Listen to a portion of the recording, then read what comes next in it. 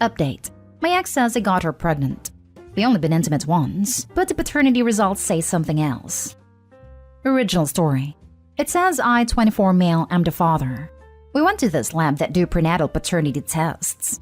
At first I thought she, 22 female, was saying BS because I dumped her. Then 3 weeks later she's telling everyone she's pregnant and that I broke up with her because of that, since according to her I didn't want to be a father. Then made it worse when I was saying there's no way it's my kid because we only did it once over 4 months ago. She says she's barely 10 weeks. What's freaking me out is it says I'm the father. So either she found a way to tamper with the results or she did something to me. As in before we broke up, we'd sometimes spend the night at each other's apartments. I'm really worried since I take trazodone at night due to my insomnia problem, which leaves me knocked out completely. I don't want to think maybe she did something, but what else could it be? It sounds crazy, I know, but we literally have not slept together for months. I would remember an important detail like that. Then the way she's been acting, she has this told you so look on her face, and that's made her blow up on me even more online. About being a coward the whole time, but now there's proof I'm the father refusing to take responsibility. All my friends and my family that were on my side saying she's crazy are doubting me now when I told them there's no way the baby's mine. I don't know what to do about it now. Is it possible she figured out how to mess with the results, or is it possible she did what I think she did? How do I confront her about that? I'm not ready for kids. Edit to add more info. I know the last time we did it was May 15th. I know it was this date because we barely came back from the movies and still have the ticket. And since other people keep assuming, yeah, I did use a rubber, which is another reason why I was completely sure there was no way the baby was mine. Especially when there was already an ultrasound that said she's about 10 weeks pregnant now. That's why it's super confusing to me. It's why I can't stop freaking out about this. Now for the top advice before reading the update. Get another paternity test from another location and have the results sent to you. And get a lawyer. And get another test from a different lab. And talk to your doctor about the effects of the prescription you were taking. Could it affect your memory? Could you have had done it and not remember? Is it obvious that you're drugged or not? I hope she didn't do it with you when you were out of it. That would be awful. If it's obvious you were medicated, then it would have been a crime. It's also possible that she thought it was consensual while medicated. I've seen roommates do crazy things in Ambien and have no knowledge the next day. One made roughly 5 dozen muffins and asked me where they came from. We had sat in the kitchen talking while they were baking, and I had no idea she was on something. Yet another one sat at the end of my bed and told me how she was queen of the gummy bears and a piece of melted cheese. Ambien is a hell of a medicine. If you are unsure of the results, contact the lab and ask for a copy of the test results directly from them. Or wait until the baby is born and get a paternity test. If the results say you are a dad, be there for your child. Is it possible that this one maybe made a mistake with the results? I can try calling a guess. Someone else suggested going to a different clinic to see if the results came back saying something else or if it is for sure. And now for the update. Wasn't sure about updating after my last post, but thought screw it. I already posted this far about my life. I found another place and asked her if she could do another test. Of course, she was all pissed, but she agreed because, whatever, it's your money. My worst fear still came true, even though I wanted to double check in case the last place messed up. Results still came back that I'm the father, and it was sent directly from them to my email. This time I had a really serious talk with my ex, because the last ultrasound she had, they were able to say how far along she was, which is way off the last time we've been intimate. She kept telling me we did it around the time she got pregnant, but she wouldn't give me any details about when or how, because it's not her fault I don't remember. According to her, we were already in bed and ended up doing it. I asked her stuff like what I was telling her, who started it, because I sure as hell don't remember any of that. Every time I went to bed, I'm knocked the hell out after taking my medication, because I got work in the mornings and can't be up late. I was nervous about asking this, but I needed to know. So I asked her was I already asleep or like did I wake up and wanted to do it. She didn't want to tell me anything. All she ended up telling me was, I was hard, wasn't I? Then that she's done talking about it, so I better accept it already because no one's gonna believe me anyways, and there's nothing I can do about it. The way she said it though, and how she was looking at me, her freaking smirk pissed me the hell off, but also got me anxious at the same time. Only thing I could say was, good luck taking care of the baby on her own. She can come at me with a child support, but it's not gonna be a lot, and I'm not gonna be involved at all, so she should think about what she's gonna do. My ex wanted to talk more about that because I need to help too. But that's all I could tell her, and she's not gonna change my mind, even if she decides to say more crap about me to everyone. Everything's been awful so far. Have a list of people on my family and also some friends that I've blocked for now. My stomach's still been acting up from all the stress. It's been a lot going on, and all I'm hoping is she realizes she's gonna be on her own and decide not to go through with it. So she did it with you while you were asleep to get pregnant? Pretty sure that's a crime. Basically what she said, yeah, but I wouldn't have any way to prove that. It's my word against hers, and I don't know if I have the energy to get into that too, on top of everything else. It doesn't matter if you can prove it. I would consult with a lawyer and with the police, and I would let everyone who was giving me a hard time know that she violated you in your sleep after you were medicated, and then she admitted it to you. And that you are not a liar. And if she won't admit it now, of course she won't, but she baby-trapped you and you're not planning on cooperating. You can at least ask for the courtesy of support, because many people don't have any sympathy for male victims.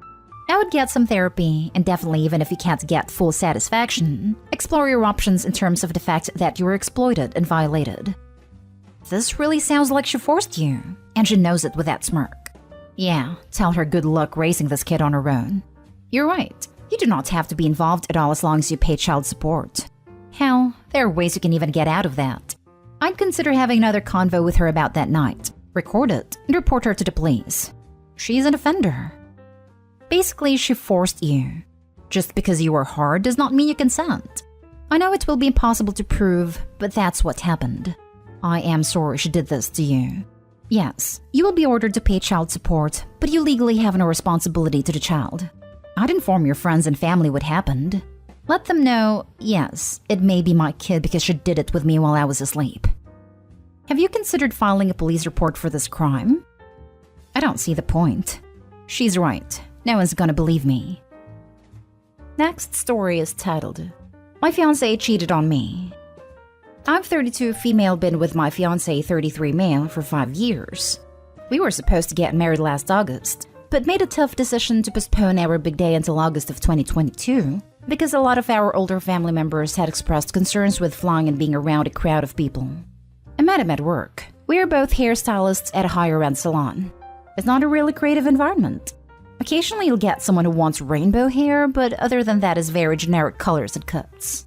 Like 9 months ago, he told me he was feeling really depressed and stagnant at work and wanted to quit and work in a more creative environment. I supported him, and he started working at a new salon within the month. Literally everyone who works there is in their early to mid-20s besides him. Instantly, he was so much happier. And within a few weeks, he expressed his desire to start trying for a family and wanted me to come off the pill. I told him I thought it would be better to wait a little while, preferably after the wedding, because he wasn't bringing in the same money he used to. Some of his clients followed him, but the majority didn't, so his book/money was cut in half. His birthday is in May, and he brought up trying again. And now he's in a good place at work and the timing is right. I agreed to come off birth control, not really trying or prevent it, thinking it would take months to get pregnant. I get pregnant in June, 20 weeks and 4 days, and we're both excited for the next chapter of our lives together. July changes his hours and starts working more. And it tells me it's because he wants to be able to have money set aside for the baby, because I won't be working for 6 to 8 weeks after birth. I don't think anything of it, and think it's sweet that he's trying to provide for the baby. 2 weeks ago, he sits me down crying, telling me he messed up. I'm thinking he got fired, but said he cheated on me with his 20-year-old apprentice/stylist under him. I was in complete shock, because this is what he wanted. He told me it's been going on since he found out I was pregnant, because all of a sudden things he thought about just got really real, and he couldn't handle it. I told him I couldn't deal with all this now, and he needed to get out and stay with friends or family. He's been calling and texting me nonstop and apologizing, wanting to work on things, but he won't quit. I don't trust him and don't think I can unless he leaves his jobs and isn't around her all the time. I've talked to my therapist about this, and I really don't know what the right answer is here. I'm not pissed, I'm hurt.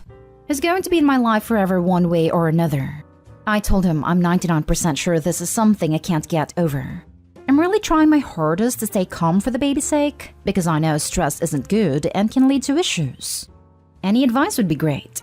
Him not being involved is not an option. I would never be that cruel. He'll be a great father, as is good with kids.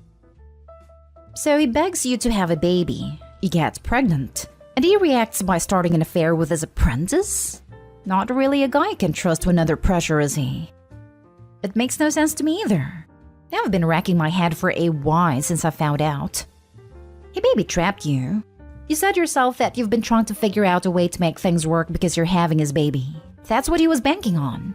He wanted to cheat on you and figured that he could get away with it if he impregnated you. This was 100% premeditated so he could get away with having an affair. Throw him away. You can do better.